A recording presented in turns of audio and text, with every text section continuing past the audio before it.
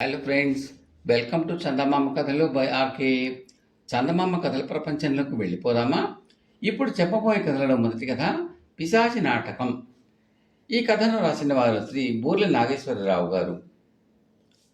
ఒక ఊళ్ళో మంగయ్య శెట్టి అనే వడ్డీ వ్యాపారస్తుడు అంతులేని ధనం కూడబెట్టి దాన్ని తన కొడుకు గోవింద శెట్టికి భద్రంగా ఇచ్చి కన్ను మూశాడు.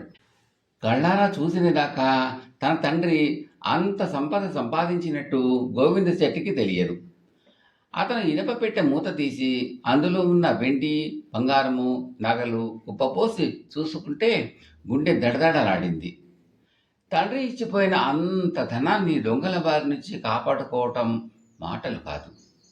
దాన్ని క్షేమంగా ఉంచటానికి గోవింద శెట్టి ఒక ఆలోచన చేశాడు.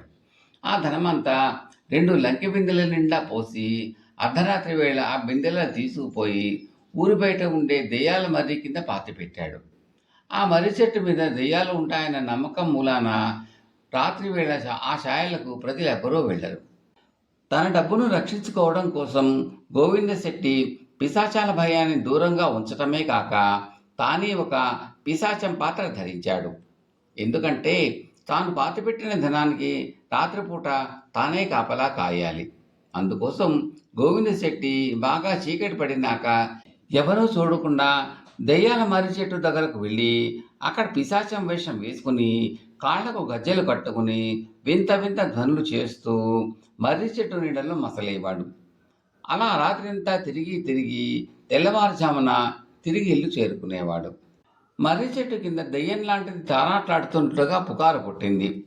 తన తండ్రి పిశాచమై మర్రి చెట్టును ఆశ్రయించినట్టు గోవింద శెట్టి ఊరంతా ప్రచారం చేశాడు. అంతదాకా మర్రి చెట్టు మీద పిశాచాలు ఉన్నాయన్న పుకారే తప్ప పిశాచాన్ని చూసిన వారు ఎవరూ లేరు. ఇప్పుడు పిశాచాన్ని స్వయంగా చూసిన వాళ్ళు ఉన్నారు. మంగయ్య శెట్టి పిశాచమై మర్రి చెట్టును ఆశ్రయించాడు అన్న నమ్మకం ఊరందరికీ కలిగింది. ఈ కారణంగా చీకటి పడితే చాలు ఇల్లు దాటి బయటికి రావడానికి అందరూ భయపడుతున్నారు. మర్రి చెట్టు ప్రాంతాలు పిశాచం ఉన్నట్టు చూసిన వారు కొందరికి జ్వరాలు వచ్చాయి. మంగయ్య శెట్టి పిశాచం గురించి గోరంతలు కొండంతలుగా చెప్పుకోసాగారు. ఊరి పరిస్థితి మారిపోయింది. పనులు పాడయ్యాయి. పొలాలకు రాత్రిపూట కాపలా లేదు. పొరుగుళ్ళ దొంగలు పంటల్ని యథేచ్ఛగా దోచుకుపోసాగారు. ఊళ్ళో ఏ మనిషికి కానీ గొడ్డుకు కానీ జబ్బు చేసినా చావు సంప్రాప్తమైనా అది పిశాచం పని అని అందరూ నమ్మసాగారు. గ్రామ జీవితం అస్తవ్యస్తమైంది. గ్రామంలో దరిద్రం తాండవించడం కూడా గోవింద శెట్టికే లాభించింది. తన వద్ద ఉన్న సరుకును హెచ్చు ధరలకు అమ్మి అతను మరింత లాభాలు చేసుకోనారంభించాడు. అతను గ్రామస్తుల మీద కనికరించి తన పిశాచం వేషం మానుకోక ఆవేశంతోనే కాపలా కాస్తూనే ఉన్నాడు. ఈ స్థితిలో చిన్నాడు తన కుక్కతో సహా ఆ గ్రామం చేరాడు. ఊరిలో అడుగు పెడుతూనే అతను మంగయ్య శెట్టి పిశాచం గురించి, దాని మూలన గ్రామానికి పట్టిన పీడ గురించి విన్నాడు. అతనికి చాలా బాధ కలిగింది. జనానికి పిశాచాల భయం లేకుండా చేస్తే తప్ప వారి జీవితాలు బాగుపడవు. తాను ఆ పనికి పూనుకునే ముందు మంగయ్య శెట్టి పిశాచాన్ని ఒకసారి చూడాలనుకున్నాడు. అప్పుడు కానీ దాని గురించి ఏదో ఒకటి చేయటం సాధ్యం కాదు. ఆ రోజు సాయంత్రమే చీకట పడే వేళ అతను నిర్జనంగా ఉన్న దెయ్యాల మర్రిని చేరి దాని మీద ఎక్కి కూర్చున్నాడు.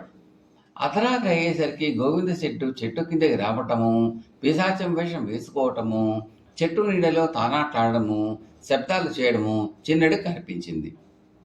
ఎవరో మంగయ్య శెట్టి పిశాచంలాగా నటిస్తూ ప్రజలను భయభ్రాంతులకు గురి చేస్తున్నారు. ఎందుకు? ఇందులో ఆ మనిషి స్వార్థం ఏదో ఉండి ఉండాలి. తన స్వార్థం కోసం ప్రజలను నానా క్షోభలకు గురి చేస్తున్న ఈ కిరాతకుణ్ణి తప్పకుండా ప్రజల ముందుకు ఈడ్చాలి. అప్పుడు కానీ వాళ్లకు ఆ పిశాచం భయం పోదు. తెల్లవారుజామున గోవింద శెట్టి ఇంటికి తిరిగి వచ్చేటప్పుడు చిన్నడు అతన్ని అనుసరించాడు. ఆ ఇల్లు గలవాడిని గురించి వాకప్ చేశాడు. గోవింద శెట్టి మంగయ్య శెట్టి కొడుకేనని, మంగయ్య శెట్టి అంతులేని డబ్బు సంపాదించి చచ్చాడని, అతను ఇప్పుడు పిశాచం అయిపోయాడని ఊరి వాళ్ళు చిన్నడికి తెలిపారు. తన తండ్రి పిశాచం అయ్యాడని ప్రచారం చేసి ఆవేశంలో తాను ప్రజలను హడలగొట్టడంలో గోవింద శెట్టి అభిప్రాయం ఏమై ఉంటుంది అని చిన్నడు తీవ్రంగా ఆలోచించాడు. తన ఇంట్లో ఉన్న ధనపురాశులను దొంగలు దోచుకుపోతారన్న భయం కూడా లేకుండా గోవిందశెట్టి రాత్రివేళ మర్రి చెట్టు కింద కాపలా కాయడానికి బలమైన కారణం ఏదో ఉండి ఉండాలి. ఆ రోజు కనుచీకటి వేళ చిన్నడు గడ్డాలు మీసాలు పెట్టుకుని గోవిందశెట్టి ఇంటికి వెళ్ళి మంగయ్య శెట్టి అని కేక పెట్టాడు. గోవిందశెట్టి తలుపు తీసి చిన్నడిని ఒక్క క్షణం తేరిపారి చూసి, ఏం కావాలి, నువ్వెవరు అని అడిగాడు.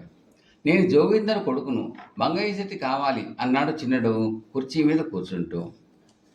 చిన్నడి చదువుకు గోవిందశెట్టి విస్తుపోయి, ఆయన మా నాన్నగారు, ఆయన పోయి చాలా రోజులయ్యింది, ఆయనతో ఏం పని అన్నాడు. చిన్నడు కొద్దిగా విచారంగా ముఖం పెట్టి, మా నాన్నగారికి మీ నాన్నగారు 1,00,000 వరహాల బాకీ ఉన్నారు, వాటి కోసమే వచ్చాను, ఆ డబ్బు ఇచ్చి నన్ను తొందరగా పంపించి ఏర్పాటు చూడు అన్నాడు. గోవిందశెట్టి ఉలిక్కిపడి, ఏమిటి, మా నాన్నగారు మీ నాన్నగారికి 1,00,000 వరహాల బాకీ ఉన్నాడా? ఆ డబ్బు నీకు నేను ఇయ్యాలా? బాగుంది, ఉండడానికి ఇల్లు తప్ప నా దగ్గర ఇంకేమీ లేదు, చిల్లే గబ్బ కూడా లేదు, కావలిస్తే చూసుకో, నాకు బతుకు వెళ్ళ మార్గమే అంతంత మాత్రంగా ఉంది అంటూ చిన్నడికి ఇంట్లో ఉన్న ప్రతి పెట్టె ఇనపెట్టెతో సహా చూపించాడు. అంతా చూసిన మీదట చిన్నడికి సంగతి ఏమిటో పూర్తిగా అర్థమైపోయింది. గోవిందయ్య శెట్టి తనకు ఉన్నదంతా దెయ్యాల మరి సమీపంలో దాచి రాత్రిపూట పిశాచం వేషం వేసుకుని అక్కడ కాపలా కాస్తున్నాడు. అటుకేసి ఎవరూ రాకుండా కూడా చూసుకుంటున్నాడు. ఈ సంగతి గ్రహించిన చిన్నడు, చూడు గోవిందశెట్టి, బాకీ అయిన తర్వాత బాకీయే, నీ ఇల్లు అది అమ్మేసైనా సరే మా నాన్న బాకీ తీర్చడం మంచిది, మా నాన్న సంగతి నీకు తెలియదు అని బెదిరించాడు. గోవిందశెట్టి మండిపడి, ఇంకోసారి ఆ మాట అన్నామంటే నీ ప్రాణాలు దక్కవు, మా నాన్న ప్రస్తుతం పిశాచమై తిరుగుతున్నాడు, మంగయ్య శెట్టి పిశాచం పేరు చెప్తే ఈ ప్రాంతంలో కప్పలు కూడా నీరు తాగవు, ఏమనుకున్నావో, మీ జోగిందర్ ఏం చేయగలడు అన్నాడు. చిన్నడు పక్కపక్క నవ్వి, ఆ దానికి ధైర్యం మా నాన్న కూడా చచ్చి పిశాచమై మా ప్రాంతాల విలయతాండవం చేస్తున్నాడు, పిశాచి అయినాక తనకు రావాల్సిన బాకీలన్నీ ఒకటొకటే వసూలు చేస్తున్నాడు, మొండికెత్తిన వాళ్ళ చేత నెత్తురు కక్కిస్తున్నాడు, ఏమనుకుంటున్నావో, ఆయన మీ నాన్న మీద విరుచుపడతాడనే భయంతోనే బాకీ వసూలకు నేనే స్వయంగా బయలుదేరి వచ్చాను, నన్ను ఉత్తర చేతిలో వెనక్కు పంపావో నీ ప్రాణానికి నేను పూజపడను, నీ ఇష్టం, తర్వాత నువ్వు డబ్బు లేని నన్ను మోసగించగలవు, కానీ డబ్బు ఎక్కడ ఉన్నది పిశాచానికి తెలియదా, ఆ సంగతి నీకు తెలియదా, వెళ్ళొస్తాను అంటూ బయటపడ్డాడు. గోవిందశెట్టికి మతిపోయినట్టయింది. పిశాచంగా నటిస్తూ మనుషులను హడలగొట్టించవచ్చు, కానీ నిజంగా పిశాచం వెంటబడితే తరగతి ఏం కాను. అయినా ఆ రాత్రి గోవిందశెట్టి మర్రి చెట్టు కిందకి వెళ్ళి తన పిశాచం వేషం వేశాడు, కానీ కాళ్ళు వణుకుతున్నాయి. జోగిందర్ పిశాచం తన డబ్బు కోసం రావచ్చు. ఈ చీకటిలో, ఈ నిర్జన ప్రదేశంలో పిశాచాన్ని ఎదుర్కొనే కన్నా తన డబ్బు తన ఇంటికే తీసుకుపోవటం మేలు. ఊరి మధ్య పిశాచాల భయం తక్కువ, పిశాచాల భయం కన్నా దొంగల భయం ఇంకా తక్కువ. గోవిందశెట్టి తన ధనం పాత్ర చోట తవ్వి లంక మీదలు బయటికి తీశాడు. అంతలో చెట్టు మీద నుంచి చిన్నడు గోవిందశెట్టి ముందుకు ధవీయుని దూకాడు. గోవిందశెట్టి భయంతో కెవ్వు నరిచాడు. చిన్నడు అతన్ని పట్టుకుని మర్రి చెట్టుకి కట్టేసి అతనికి తన కుక్కను కాపలా పెట్టి ఊళ్ళోకి వెళ్ళి మంగయ్య శెట్టి పిశాచాన్ని చూపిస్తాను రండి అని జనాన్ని పిలుచుకుని వచ్చాడు. వాళ్ళు గోవిందశెట్టిని గుర్తించి నివ్వెరపోయారు. చచ్చిపోయిన మంగయ్య శెట్టి ఎన్నో అక్రమాలు చేసి ఇంత డబ్బు సంపాదించి ఉంటాడని ఊళ్ళో ఎవరు ఊహించి ఉండరు. ఆ సంగతి గ్రామస్తులకు తెలియకుండా ఉండగలందుకు ఈ గోవిందశెట్టి తన తండ్రి సంపాదన అంతా లంకె బిందెలలో పెట్టి ఇక్కడ దాచి తన తండ్రి పిశాచం అయినట్టు మిమ్మల్ని నమ్మించి వీటికి రాత్రివేళ కాపలా కాస్తున్నాడు. ఇందులో ఊళ్ళో వాళ్ళు పోగొట్టుకున్న దొంగ సత్తు ఎంత ఉన్నదో మీరే నిర్ణయించుకుని ఎవరిది వారికి తిరిగి ఇచ్చేయండి. మీరు దెయ్యాలు పిశాచాలు అని భయపడినంత కాలము మిమ్మల్ని ఎవరు పడితే వాళ్ళు తేలిగ్గా ఇలా మోసం చేయగలరు, మీ బతుకులు బండలైపోతాయి అన్నాడు చిన్నాడు. చిన్నాడు గోవిందశెట్టిని లంకె బిందెలను గ్రామాధికారికి అప్పచెప్పి తాను కుక్కుతో సహా బయలుదేరి మరొక ఊరికి వెళ్ళిపోయాడు. కథ సమాప్తం. తర్వాతి కథ మారణాయుధం. ఈ కథకు ఆధారం శ్రీమతి జొన్నలగడ్డ రత్నగారి రచన. ఇది బేతాళ కథ. మారణాయుధం. పట్టవదలని విక్రమార్కుడు చెట్టు వద్దకు తిరిగి వెళ్ళి చెట్టుపై నుంచి శవాన్ని దించి భుజాన వేసుకుని ఎప్పటిలాగే మౌనంగా శ్మశానకేసి నడవసాగాడు. అప్పుడు శవంలోని బేతాళుడు, రాజా, దేశపాలకుడు అయిన నువ్వు ఏ క్షుద్ర శక్తిలో సంపాదించేందుకు శ్రమపడే కాపాలికుడిలాగా అర్ధరాత్రి వేళ ఈ శ్మశానంలో సంచరిస్తూ ఉండడం నాకు ఆశ్చర్యంతో పాటు బాధ కూడా కలిగిస్తున్నది. నువ్వేదో అతి కఠినమైన కార్యం సాధించేందుకు పూనుకున్నావు అనేది నిజం.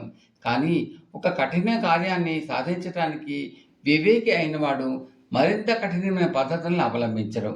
ఈత వచ్చును కదా అని అందుబాటులో ఉన్న పడవను వదిలి ఏరు దాట ప్రయత్నించడం అవివేకం కదా. నాగేంద్రవర్మ అనే మహారాజు ఒకడు ఇలాంటి పని చేశాడు. శ్రమ తెలియకుండా ఉండేందుకు అతడి కథ చెబుతాను విను అంటూ ఇలా చెప్పసాగాడు. మలయ దేశాన్ని నాగేంద్రవర్మ అనే మహారాజు పరిపాలిస్తూ ఉండేవాడు. ఆయన పాలనలో ఒకానొకసారి దేశంలో అరాచకం క్రమంగా మితిమీరి పట్టపగలే దోపిడీలు, దహనకాండలు, హత్యలు ఉధృతం కాసాగాయి. తన రాజ్యంలో ప్రవేశించిన సింధు దేశపు గూఢచారులు రాజ్యంలోని రాజద్రోహులతో చేతులు కలిపి ఈ ఘోర కృత్యాలు చేస్తున్నాయి అని రాజుకు తెలియవచ్చింది. ఒకనాడు ఆయన ఈ కల్లోల పరిస్థితులను అదుపులో పెట్టేందుకు మంత్రి అయిన మయూరాక్షుడితో మంత్రాలు సాగిస్తున్నాడు. ఆ సమయంలో ఒక భటుడు అక్కడికి వచ్చి ఒక విదేశీ వర్తకుడు రాజు దర్శనం కోరి నిరీక్షిస్తున్నాడు అని చెప్పాడు. ఆ వర్తకుడిని లోపలికి పంపవలసినదిగా భటుడు ఆనతిచ్చాడు. విదేశీ వర్తకుడు లోపలికి వచ్చి రాజుకు నమస్కరించి, ప్రభు, నేను కాంబోజి దేశపు వర్తకుని నిమిత్తం నగరంలో ప్రవేశించి 4 రోజులయ్యింది. రాజ్యంలో శాంతి భద్రతలను నెలకొల్పేందుకు తమరు ఎంతగా ప్రయత్నిస్తున్నది తెలుసుకున్నాను. తమకు ఉపయోగపడుతుంది అనుకుంటే ఈ ఆయుధాన్ని తమకు విక్రయించిపోవాలి అన్న ఉద్దేశంతో వచ్చాను అంటూ ఒక పొడవాటి గొట్టం మాదిరిగా ఉన్న ఒక సాధనాన్ని రాజుకు ఇచ్చాడు. నాగేంద్రవర్మ దాన్ని పరీక్షగా చూసి దీనిలో ఉన్న ప్రత్యేకత ఏమిటి అని వర్తకుడిని అడిగాడు. దానికి వర్తకుడు, ప్రభు, ఈ గొట్టాన్ని అడుగున ఒక చిన్న మీట అమర్చబడి ఉన్నది. దాన్ని బొటన వేలితో నొక్కినట్టయితే సూదిలాగా వాడిగా ఉన్న సన్నని తీగ ఒకటి శరవేగంతో బయటికి వస్తుంది.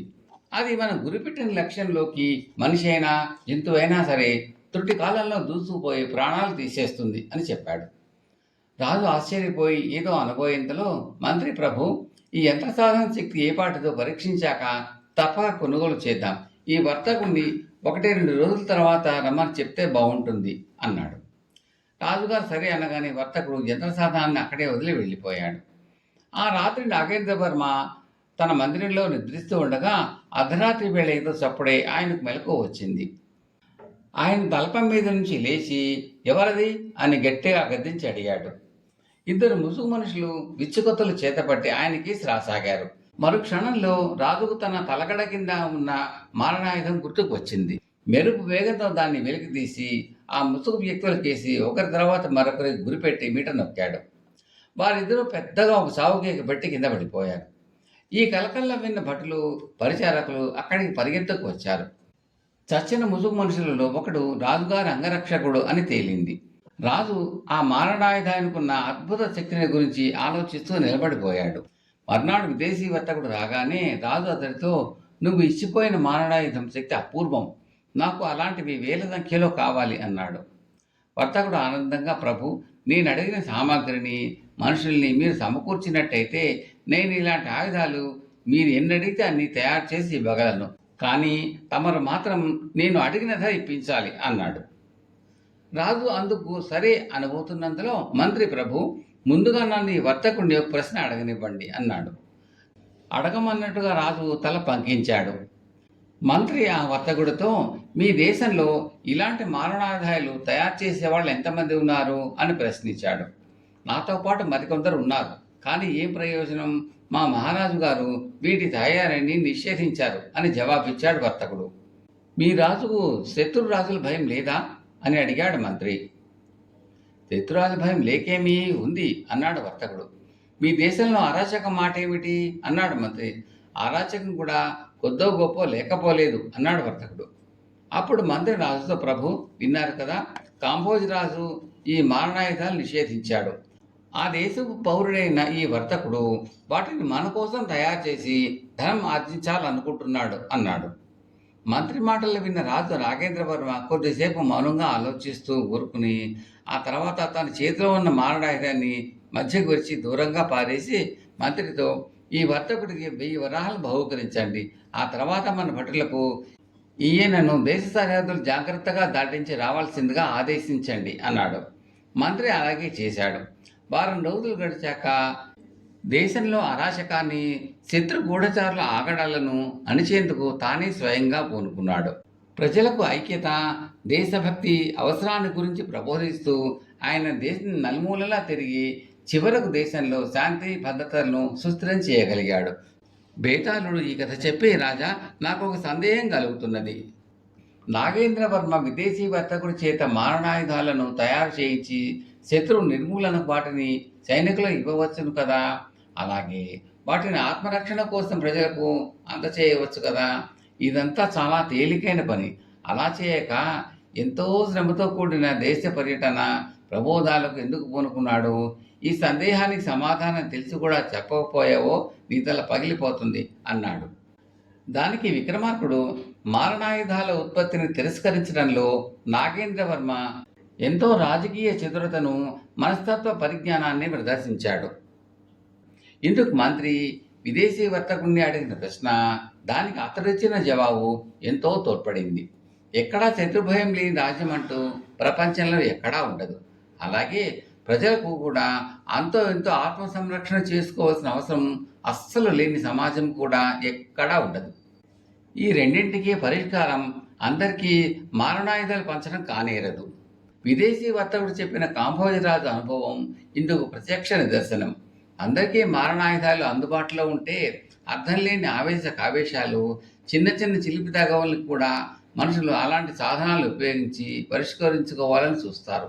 ఇది గ్రహించడం వల్లనే నాగేంద్రవర్మ ఎంతో శ్రమతో కూడినదైనా ప్రజలకు దేశభక్తి, ఐక్యత ప్రబోధించి సఫలుడయ్యాడు అన్నాడు. రాజుకి ఈ విధంగా మౌనభంగం కలగగానే బేతాళుడు శవంతో సహా మాయమై తిరిగి చెట్టెక్కాడు. కథ సమాప్తం.